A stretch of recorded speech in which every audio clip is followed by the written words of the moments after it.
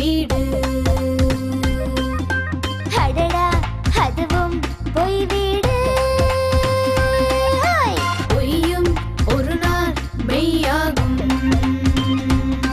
நம் வீட்டு கனவும் நனவாகும் எப்போ எப்போ நீ சொல்லு இப்போ இப்போ வந்தாச்சு நம் கனவும் நனவாச்சு. வணக்கம் நேர்களே. பொதுவாக இந்த நிகழ்ச்சி அப்படின்னோடனே எல்லாருமே தெரியும், எல்லா சேனல்லையும் வந்து இதே மாதிரி லேண்ட் ப்ரொமோட்டர்ஸ் தான் நிகழ்ச்சி வந்துட்டுருக்கு. நம்ம எதுக்கு இதை பார்க்கணும் அப்படிங்கிற எண்ணம் இருந்தது அப்படின்னா தயவுசெய்து இதை மாற்றிடுங்க. என்ன காரணம் அப்படின்னா இது லேண்ட் ப்ரொமோட்டர்ஸ் ப்ரோக்ராம் இல்லை. அதாவது நீங்கள் ஒரு நிலத்தை வாங்கணுங்கிற கட்டாயப்படுத்துகிற ப்ரோக்ராம் கிடையாது. உங்களை இன்வெஸ்ட்மெண்ட் பண்ணக்கூடிய வகையில் உங்களுடைய நீங்கள் அதாவது நாள் முழுதும் உழைக்கக்கூடிய உழைப்பு ஒரு நல்ல சேமிப்பாக மாறணும் அப்படிங்கிற எண்ணத்தில் தான் இந்த அருமையான ஒரு விஷயத்தை சொல்ல போகிறாங்க. India land developers. இப்போ தெரிஞ்சிருக்கும் உங்களுக்கு. கரெக்டாக அது மிகச்சரியான முறையில் மிக சரியான இடத்துல மிக சரியான வகையில் வளரக்கூடிய இடங்களில் தான் நிலங்களை அமைச்சு கொடுத்துட்ருக்காங்க, பிளாட்ஸ் அமைச்சு கொடுத்துட்ருக்காங்க. அந்த வகையில் இப்போ இவங்க ஒரு அருமையான நகரை உருவாக்க போகிறாங்க. இந்தியா லேண்ட் டெவலப்பர்ஸ் வழங்கும் மகாராஜா டவுன்.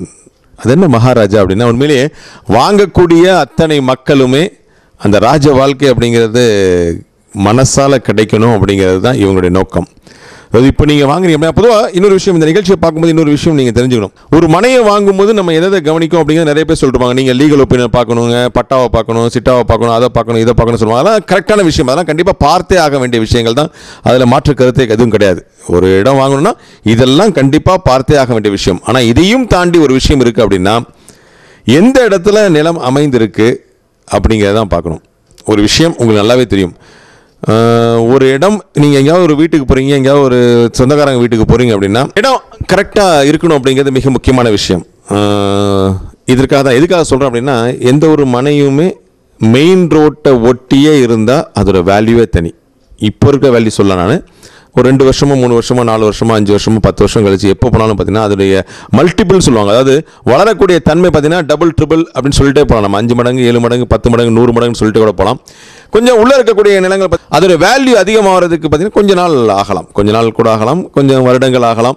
இதை கம்பேர் பண்ணும்போது அது ரோட்டோரமாக இருக்கக்கூடிய மனைகளை கம்பேர் பண்ணும்போது அதோட வளர்ச்சி விகிதம் ரொம்ப ரொம்ப கம்மியாக இருக்கும். ஸோ அந்த வகையில் இவங்க இந்தியா லேண்ட் டெவலப்பர்ஸ் இந்த அருமையான மகாராஜா டவுன் கரெக்டாக ரோட்லேயே தான் அமைச்சிருக்காங்க.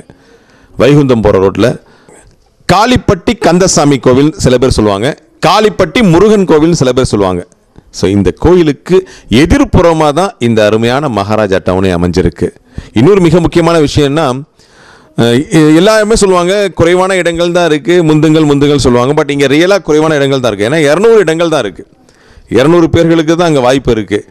இந்த அருமையான இந்த ரோட்லேயே, இந்த வைகுந்தம் ரோட்லேயே அமைந்திருக்கக்கூடிய விஷயம். இன்னொரு விஷயம் உங்களுக்கு தெரியும், மகேந்திரா காலேஜுக்கு பேக் சைடில் நீங்கள் அந்த ரோட்டில் நின்னீங்கன்னாவே சும்மா சர்வசாரமாக நின்று பார்த்தீங்கன்னாவே எத்தனை கல்லூரிகளுடைய வாகனங்கள் போயிட்டுருக்கு அப்படிங்கிற விஷயம் உங்கள் கண்கூடாவே தெரியும். இப்போ கூட நீங்கள் பார்க்கலாம். அதே மாதிரி இன்னொரு விஷயம் என்னென்னா, 24 மணி நேரமும் பஸ் வசதி, நல்ல அகலமான தார் ரோடு இருக்கிறதுனால, அந்த கவர்மெண்ட்டுடைய ரோடே இருக்கிறதுனால, மெயின் ரோடே இருக்கிறதுனால இந்த வேல்யூ இன்றைக்கி மட்டும் இல்லை, நீங்கள் அடுத்த மாதம் கொடுக்குற மாதிரி நீங்கள் வாங்கிட்டு கொடுக்குற மாதிரி இருந்தாலும் நிச்சயமாக 2 மடங்கு ஆகிறதுக்கு வாய்ப்பு. ஏன்னா ரியல் எஸ்டேட்டை பொறுத்த வரைக்கும் யாராலையும் கணிக்க முடியாத ஒரு மாபெரும் வளர்ச்சி. நீங்கள் இப்போ புதிய பஸ் நிலையம் இருக்கோ இல்லை வேறு எங்கேயாவது நீங்கள் வாங்கினீங்கன்னா நீங்கள் வாங்கின ரேட்டுக்கும் இப்போ சொல்கிற ரேட்டுக்கும் உங்களுக்கே தெரியாது, நீங்கள் ரேட்டை நிர்ணயிக்க முடியாமல் தடுமாறிட்டு இருப்பீங்க. அந்தளவுக்கு ரேட் போயிட்டு இருக்கக்கூடிய.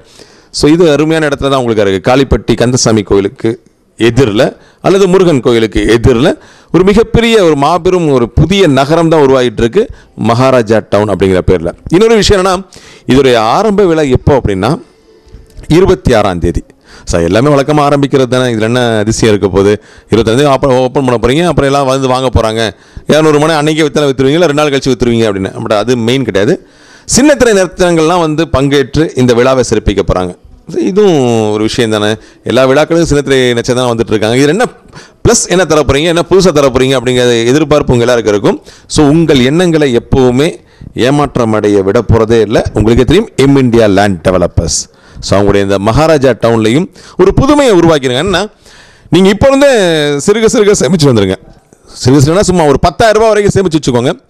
ஞாயிற்றுக்கிழமை வருகின்ற 26ஆம் தேதி நேராக வாங்க, நேராக வந்து மனையை புக் பண்ணுங்கள். இந்த 10,000 ரூபாய் மட்டுமே கட்டி மனையை புக் பண்ணால் மட்டுமே போதும். ஏன்னா 200 மனைகள் தான் இருக்குது. அதனால தான் இப்போ நான் சொன்னால் கரெக்டாக இருக்கும்.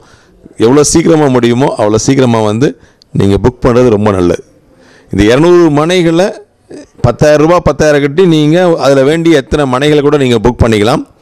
இந்த புக் பண்ணால் என்ன பெனிஃபிட் கிடைக்க போகுது அப்படின்னு நீங்கள் நினைக்கிறீங்களா? ஸோ இதுக்கு இன்னொரு விஷயம் முன்னாடியே சொல்லிடுறேன். இந்த புக் பண்ண எல்லாருக்குமே வந்து நீங்கள் கரையம் பண்ணும்போது கரைய செலவை ஏற்றுக்கிறாங்க. ஸோ இது எல்லாருமே செய்கிறது தானே.